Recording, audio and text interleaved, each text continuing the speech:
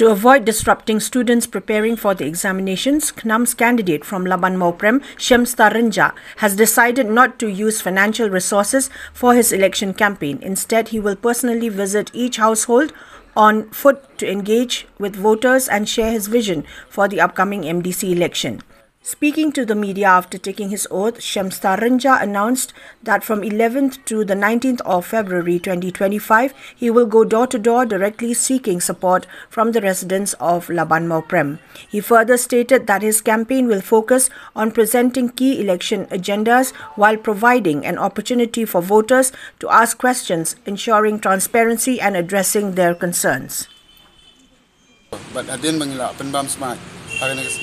Ba kas kanongrem no kaseng kalong kumno kawai kabangamut pen ang ane kapol nga simi kabu bangan ai kublai ya kipat ba nong song snong jong Laban Mauprem konferensi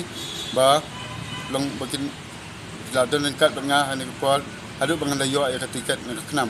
kabaal kalong ba ngan kentu bat ngan kitbak kedriang kamtami kitu kena bidang idon ka exam bopel nadu class 10 class 12 ka jingmut jonga ane kapol kalong ba ngapen penapat ba banga Komutaw ketang jong Laban Mauprem konferensi nadu la syai daladihi nganyat aman kisnong haduk khat kendai tadek banganwan ben penito ya lade banwan ban pan jing kersan na phise kipat ba tin sautu khamchai ya kanongrem jong seng ka banganga yang bat ya jingmut ki jonga ba jing angno jonga ba kumna bangan sakri bat bangan penbet penbiang ya pi kipat ba daladihi bangan tip bat daladihi ngan wan kendo ya phise akba piru pila ban kli nga kai ba sam ba pimat ban yang election namala dang sipenlong dang meeting yo le se pun kinem yo sngo bat ka dalap penlong meeting le se kadon ka jingwet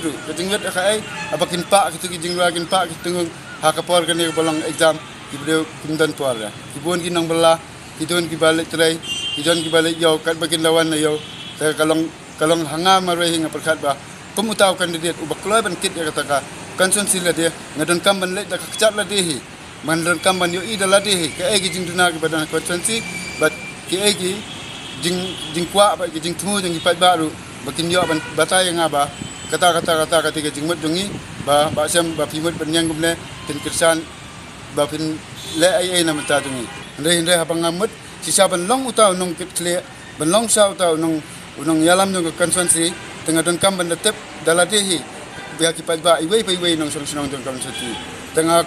nakan si hinga pen benaba nadu la sai hadu khat kendai tadek iwei senong badan apa kan seti jonga ngan lai ban pan jing kersan ni pat ba ngan lai ban batai ki ka ai ba kan nongrem banga ka sang jongi ka yang election bat ka ai ka nongrem banga ru ngatu banga dan ki jing khit enti bangan la ai ka ba phan na man sa kan seti la dia ba